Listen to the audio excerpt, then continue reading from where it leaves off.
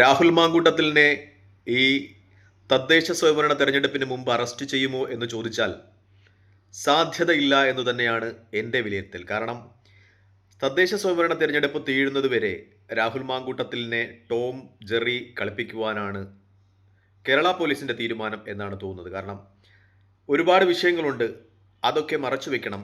രാഹുൽ മാങ്കൂട്ടത്തിലിൻ്റെ വിഷയം മാത്രം കേരള സമൂഹം ചർച്ച ചെയ്യണം എന്ന തീരുമാനത്തിലാണ് കേരള സർക്കാരും പോലീസും എന്ന കാര്യത്തിൽ സംശയമില്ല. കാരണം ശബരിമല ക്ഷേത്ര വിവാദവുമായി ബന്ധപ്പെട്ട്, അവിടുത്തെ സ്വർണ്ണപ്പാളി വിവാദവുമായി ബന്ധപ്പെട്ട് CPM-ൻ്റെ നേതാക്കന്മാർ ജയിലറയ്ക്കുള്ളിലാണ്. മറ്റു ചില നേതാക്കന്മാരുടെ നേരെ ആരോപണ ശരങ്ങൾ ഉയരുന്നുണ്ട്. ഇതൊക്കെ പൊതുജന ശ്രദ്ധയിൽ നിന്ന് മാറ്റി നിർത്തണമെങ്കിൽ രാഹുൽ മാങ്കൂട്ടത്തിൽ വിഷയം കേരള സമൂഹം, പൊതുസമൂഹം ചർച്ച ചെയ്തുകൊണ്ടേയിരിക്കണം. അല്ലെങ്കിൽ ഇലക്ഷനിൽ ഒരുപക്ഷെ ഇടതുപക്ഷ ജനാധിപത്യ മുന്നണിക്ക് തിരിച്ചടിയാകും. നമ്മുടെ കേരളത്തിൻ്റെ പൊതുസമൂഹത്തിൻ്റെ അല്ലെങ്കിൽ കേരളത്തിൻ്റെ ഒരു പൊതുവികാരം വെച്ച് അവർ ഇത്തരം സബ്ജക്റ്റുകൾ ചർച്ച ചെയ്യാൻ ആഗ്രഹിക്കുന്നുണ്ട്. മറ്റുള്ള ആളുകളുടെ സ്വകാര്യതയിലേക്ക് നുഴഞ്ഞു കയറി നോക്കുവാൻ ആവശ്യപ്പെടുന്നുണ്ട്. അതുകൊണ്ട് തന്നെ ഈ ശബരിമലയിലെ സ്വർണം മോഷ്ടിച്ചാലും മറ്റുമൊക്കെ അതിനേക്കാളുമൊക്കെ അവർക്ക് കേൾക്കുവാൻ ഇഷ്ടമുള്ളത് ഇത്തരം ഈ കഥകളാണ്, ഇത്തരം ലൈംഗിക ചുവയുള്ള കഥകളാണ് എന്നതുകൊണ്ട് തന്നെ കേരളത്തിലെ ആളുകൾ രാഹുൽ മാങ്കൂട്ടത്തിൽ പീഡിപ്പിച്ച ആളുകളുടെയൊക്കെ എണ്ണവും ലിസ്റ്റുമൊക്കെ എടുത്തുകൊണ്ട് ഇങ്ങനെ ബദ്ധശ്രദ്ധരായിരിക്കും. ആ ഗ്യാപ്പിൽ കൂടി ശബരിമല വിവാദം മുക്കാം എന്ന ഒരു തീവ്രമായ അഭിലാഷത്തിൻ്റെ പേരിലാണ് രാഹുൽ മാങ്കൂട്ടത്തിലിനെ ഇപ്പോഴും അറസ്റ്റ് ചെയ്യാതെ ഇങ്ങനെ നിൽക്കുന്നത്. അല്ലെങ്കിൽ കേരള പോലീസിൻ്റെ ഒരു കേപ്പബിലിറ്റി വെച്ച് അദ്ദേഹം എവിടെയാണെങ്കിലും അറസ്റ്റ് ചെയ്യുവാനുള്ള സാധ്യതയുണ്ട്. അദ്ദേഹം കേരളത്തിന് പുറത്തിലാണെങ്കിൽ ഇപ്പോൾ ചില മാധ്യമങ്ങളൊക്കെ പറയുന്നത് ബാംഗ്ലൂരിൽ, കോൺഗ്രസ് ഭരിക്കുന്ന ബാംഗ്ലൂരിലാണ്, അദ്ദേഹത്തിന് അവിടെയും സുരക്ഷ ഒരുക്കുവാൻ ആളുകളുണ്ട് എന്നൊക്കെ വ്യംഗ്യമായി അവിടുത്തെ കോൺഗ്രസ് നേതാക്കന്മാരും ഇവിടുത്തെ കോൺഗ്രസ് നേതാക്കന്മാരും ഒക്കെ ഇടപെട്ട് അദ്ദേഹത്തെ സംരക്ഷിക്കുന്നു എന്ന പേരിൽ വാർത്ത കൊടുക്കുവാൻ ശ്രമിക്കുന്നുണ്ട്. പക്ഷേ കേരള സംസ്ഥാനം ആവശ്യപ്പെട്ടാൽ അവിടുത്തെ സർക്കാർ, കർണാടക സർക്കാർ അതിനുള്ള കരുതലുകൾ ഒരുക്കും. അവർക്ക് വേണമെങ്കിൽ രാഹുൽ മാങ്കൂട്ടത്തിലിനെ അറസ്റ്റ് ചെയ്യാവുന്നതാണ്. കാരണം ഒരിക്കലും ഒരു സംസ്ഥാന ഗവൺമെൻറ്റിൻ്റെ ആവശ്യം മറ്റൊരു സംസ്ഥാന ഗവൺമെൻറ് നിരാകരിക്കുവാൻ സാധ്യതയില്ല. അപ്പോൾ രാഹുൽ മാങ്കൂട്ടത്തിലിനെ അറസ്റ്റ് ചെയ്യണം എന്ന് കേരള സർക്കാരിന് തീരുമാനമില്ല. അവർ തദ്ദേശ സ്വയംഭരണ തിരഞ്ഞെടുപ്പ് വരെ രാഹുൽ മാങ്കൂട്ടത്തിൻ്റെ വിഷയം ഇങ്ങനെ ഊതിവീർപ്പിച്ചുകൊണ്ടേയിരിക്കും. അങ്ങനെ അവർക്ക് രാഷ്ട്രീയ നേട്ടം ഉണ്ടാക്കുവാൻ കഴിയുമെന്നാണ് വിശ്വാസം. BJPക്കും അതിൽ വലിയ താല്പര്യമൊന്നുമില്ല. കാരണം ശബരിമല ഇഷ്യൂവുമായി ബന്ധപ്പെട്ട് BJPയുടെ ഭാഗത്ത് നിന്ന് ആത്മാർത്ഥമായ ശ്രമങ്ങൾ ഒന്നും നമ്മൾ കണ്ടതില്ല. അപ്പോൾ അതിൽ നിന്നൊക്കെ വ്യക്തമാകുന്നത് രാഹുൽ മാങ്കൂട്ടത്തിൻ്റെ ഇഷ്യൂ ഇങ്ങനെ ഊതിപ്പെരുപ്പിച്ച് നിർത്തുക എന്നതാണ്, തദ്ദേശ സ്വയംഭരണ തിരഞ്ഞെടുപ്പ് വരെ എന്നതാണ്. എന്തായാലും രാഹുൽ മാങ്കൂട്ടത്തിൻ്റെ കാര്യം പറയുകയാണെങ്കിൽ വ്യക്തിപരമായി എനിക്ക് അദ്ദേഹത്തെ ഇഷ്ടമാണ്, സ്നേഹമാണ്. കാരണം അദ്ദേഹത്തിൻ്റെ ഇടപെടലുകൾ, സംസാരങ്ങളൊക്കെയും ശരിയാണ് എന്ന് വിശ്വസിക്കുന്ന ഒരാളാണ് ഞാൻ. പക്ഷേ അദ്ദേഹത്തിന് വ്യക്തിജീവിതത്തിൽ തെറ്റുകൾ പറ്റിയിട്ടുണ്ട് എന്ന് തോന്നുന്നു ഇപ്പോൾ ഈ വാർത്തകളൊക്കെ കാണുമ്പോൾ. പ്രത്യേകിച്ചും അദ്ദേഹത്തിന് ഒരുപാട് സാധ്യതകളുണ്ടായിരുന്നവരാണ്. അടുത്ത 50 വർഷക്കാലം കേരളം ചർച്ച ചെയ്യേണ്ട ഒരു പേരായിരുന്നു രാഹുൽ മാങ്കൂട്ടത്തിൽ എന്ന കാര്യത്തിൽ സംശയമില്ല. ഒരുപക്ഷെ കേരളത്തിൻ്റെ മുഖ്യമന്ത്രി വരെ ആകേണ്ട ആളായിരുന്നു. ഒരുപക്ഷെ അതിനേക്കാളൊക്കെ അപ്പുറം കേരളത്തിന് സംഭാവനകൾ നൽകുവാൻ കെൽപ്പുള്ള ഒരാളായിരുന്നു അദ്ദേഹം എന്ന കാര്യത്തിൽ സംശയമില്ല. പക്ഷേ ഇപ്പോൾ അദ്ദേഹത്തിൻ്റെ രാഷ്ട്രീയ ജീവിതത്തിന് പരിസമാപ്തിയാകുന്നു എന്ന രീതിയിൽ തന്നെയാണ് റിപ്പോർട്ടുകളൊക്കെ വരുന്നത്. കോൺഗ്രസ് പാർട്ടിക്ക് വേറൊരു ചോയ്സ് ഇല്ലാത്തവണ്ണം അദ്ദേഹത്തെ പുറത്താക്കേണ്ടി വരുന്നു. കോൺഗ്രസ് പാർട്ടി ഒരു പ്രസ്ഥാനമെന്ന രീതിയിൽ സ്വീകരിച്ച നടപടികളെ നമുക്ക് പ്രശംസിക്കാതെ തരമില്ല. കാരണം അദ്ദേഹത്തിനെതിരെ ആദ്യം ആരോപണം ഉണ്ടാകുമ്പോൾ തന്നെ അദ്ദേഹത്തെ പാർലമെൻ്ററി പാർട്ടിയിൽ നിന്ന് പുറത്താക്കുന്നു, യൂത്ത് കോൺഗ്രസിൻ്റെ സംസ്ഥാന അധ്യക്ഷ സ്ഥാനത്ത് നിന്ന് പുറത്താക്കുന്നു. പിന്നെ അതിജീവിത KPCC പ്രസിഡന്റിന് പരാതി നൽകിയ ഉടനെ തന്നെ ആ പരാതി അദ്ദേഹം DGPക്ക് കൈമാറുന്നു. കോൺഗ്രസിൻ്റെ പ്രാഥമിക അംഗത്വത്തിൽ നിന്നും രാഹുൽ മാങ്കൂട്ടത്തിലിനെ പുറത്താക്കുന്നു.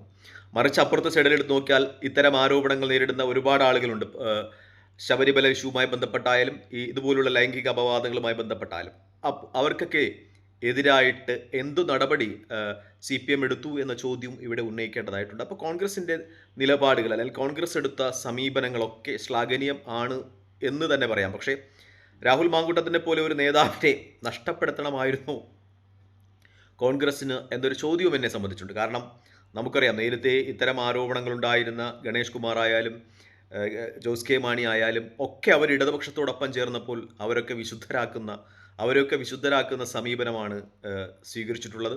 BJPക്കും അതുപോലെ ഒരുപാട് ഉദാഹരണങ്ങളുണ്ട്. ഉത്തരേന്ത്യയിലേക്ക് ആരോപണ വിധേയരായ ഒരുപാട് നേതാക്കന്മാർ അഴിമതി ആരോപണ വിധേയരായ ഒരുപാട് നേതാക്കന്മാർ ബി ജെ പിയിൽ ചേർന്നപ്പോൾ അവരെയൊക്കെ ബി ജെ പി സംശുദ്ധീകരിച്ചു. അവർക്ക് നേരെയുള്ള ED അന്വേഷണം ഒക്കെ നിർത്തിവെച്ചു. അതുപോലെ രാഹുൽ മാങ്കൂട്ടത്തിൽ ഒരുപക്ഷേ ബി ജെ പിയിലോ സി പി എമ്മിലോ ഒക്കെ ചേർന്നാൽ അദ്ദേഹം വിശുദ്ധീകരിക്കപ്പെടും.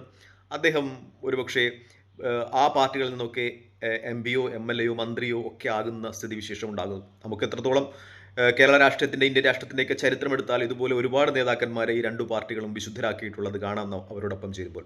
പക്ഷേ രാഹുൽ മാങ്കൂട്ടത്തിൽ അടിമുടി കോൺഗ്രസ്സുകാരനാണ്, കോൺഗ്രസ് വികാരം നിലനിർത്തുന്ന ആളാണ്. അദ്ദേഹം അങ്ങനെ പോകില്ല എന്ന് തന്നെ വിശ്വസിക്കാം. കാരണം ഇപ്പോഴും ഒരുപാട് അണികൾ അദ്ദേഹത്തെ ഇഷ്ടപ്പെടുന്നുണ്ട്, സ്നേഹിക്കുന്നുണ്ട് എന്നു തന്നെയാണ് എൻ്റെ വിശ്വാസം. പക്ഷേ വ്യക്തിപരമായി അദ്ദേഹത്തിന് ചെറിയ തെറ്റുകൾ പറ്റിയിട്ടുണ്ട് എന്ന് തോന്നുന്നു. പ്രത്യേകിച്ചും ഗർഭചിത്രം അത് ചെറിയ വിഷമുണ്ടാക്കുന്ന കാര്യമല്ല, വലിയ വിഷമുണ്ടാക്കുന്ന കാര്യമാണ്. കാരണം ഒരു ജീവൻ അത് ഇല്ലാതാക്കുക എന്ന് പറയുന്നത്, പ്രത്യേകിച്ചും ഒരു കുട്ടിയുടെ മുഖം കാണുവാൻ വേണ്ടി, ഒരു കുട്ടി ജനിച്ച് കാണുവാൻ വേണ്ടി വർഷങ്ങളോളം പ്രാർത്ഥനയും ജപവും ഒക്കെയായി കഴിയുന്ന ലക്ഷക്കണക്കിന് ആളുകളുള്ള നമ്മുടെ നാട്ടിൽ ഒരു കുട്ടിയുടെ ഒരു ജീവൻ, സ്വന്തം ചോരയിലെ പിറന്നൊരു കുട്ടിയുടെ ജീവൻ അകാരണമായി നശിപ്പിച്ചു കളയുക എന്ന് പറയുന്നത് വളരെ വേദനാജനകമാക്കുന്ന ഒരു കാര്യമാണ്. പക്ഷേ ഒരുപാട് നേതാക്കന്മാർ ഇപ്പോൾ TV-യിലും ചാനലുകളിലും വന്ന് ചാരിത്ര പ്രസംഗം നടത്തുന്ന ഒരുപാട് നേതാക്കന്മാർ ഇത്തരം ആരോപണങ്ങളിലൂടെ കടന്നുപോയിട്ടുണ്ട്.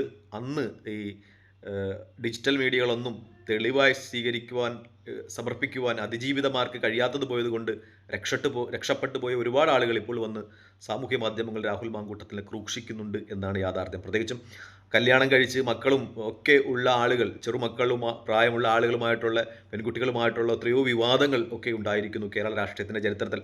രാഹുൽ മാങ്കൂട്ടത്തിൽ ഒന്നുമല്ലെങ്കിലും അയാൾ അവിവാഹിതനായിരുന്നു എന്ന ഒരു ന്യായീകരണമെങ്കിലും അയാൾക്കുണ്ട്. എന്തായാലും രാഹുൽ മാങ്കൂട്ടത്തിൽ ചെയ്ത തെറ്റുകൾ അത് കോടതിയാണ് ശിക്ഷിക്കേണ്ടത്, വിധി പറയേണ്ടത്. കോൺഗ്രസ് പാർട്ടി ഇതിനപ്പുറം കോൺഗ്രസ് പാർട്ടിക്കൊന്നും ചെയ്യാൻ കഴിയില്ല. കാരണം ഒരു ഇലക്ഷനെ നേരിടുന്ന സമയമാണ്. കോൺഗ്രസ് പാർട്ടിയെ സംബന്ധിച്ച് അവസാനത്തെ ബസ്സാണ് ഈ ഇലക്ഷൻ എന്ന് പറയാം, തദ്ദേശ സ്വയംഭരണ ഇലക്ഷൻ എന്ന് പറയാം. കാരണം ഈ ഇലക്ഷനിൽ പരാജയപ്പെട്ടാൽ പാർട്ടി അണികളുടെ കോൺഫിഡൻറ്റ് നിയമസഭാ ഇലക്ഷനിൽ തകർന്നു പോകും. അതുകൊണ്ട് തന്നെ രാഹുൽ മാങ്കൂട്ടത്തിൽ എന്ന അവരുടെ ഏറ്റവും പ്രിയപ്പെട്ട നേതാവിനെ, ഏറ്റവും ഫലപ്രദമായ ജനങ്ങൾക്കിടയിൽ സംവദിക്കാൻ കഴിയുന്ന ഒരു നേതാവിനെ അവർക്ക് ബലി കൊടുക്കേണ്ടി വന്നു എന്ന് പറയുന്നതായിരിക്കും യാഥാർത്ഥ്യം. കാരണം ആരോപണങ്ങളൊക്കെ തെളിയിക്കപ്പെടാതെ തന്നെ നിൽക്കുകയാണ്. രാഹുൽ മാങ്കൂട്ടത്തിൽ തെറ്റുകാരനാണോ എന്ന് വിധിക്കേണ്ടത് കോടതിയാണ്. പക്ഷേ ചെറിയ കാര്യങ്ങളൊക്കെ സംഭവിച്ചിട്ടുണ്ട് എന്നത് തന്നെ യാഥാർത്ഥ്യമാണ്. പക്ഷേ നമ്മൾ നാട്ടിൻപുറത്തൊക്കെ പറയാറുള്ളത് പോലെ 2 കൈ കൊട്ടിയാലേ ശബ്ദമുണ്ടാകൂ.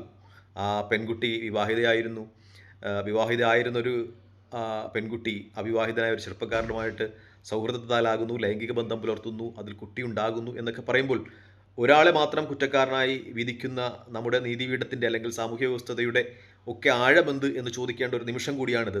എന്തായാലും രാഹുൽ മാങ്കൂട്ടത്തിൻ്റെ രാഷ്ട്രീയ ജീവിതം അത് അവസാനിക്കുന്നത് ഒട്ടും താല്പര്യത്തോടു കൂടി കാണുവാൻ ആഗ്രഹിക്കുന്ന ഒരാളല്ല ഞാൻ. രാഹുൽ മാങ്കൂട്ടത്തിൽ കേരള രാഷ്ട്രീയത്തിന് ഒരുപാട് സംഭാവനകൾ നൽകുവാൻ കഴിയുമായിരുന്ന ഒരു വ്യക്തിയാണെന്ന് വിശ്വസിക്കുന്ന ഒരാളാണ് ഞാൻ. തൽക്കാലം ഈ വീഡിയോയുമായി ഇവിടെ വാങ്ങിയാണ്. മറ്റൊരു വീഡിയോയുമായി കാണുന്നവരെ നന്ദി, നമസ്കാരം, ജയ് ഹിന്ദ്.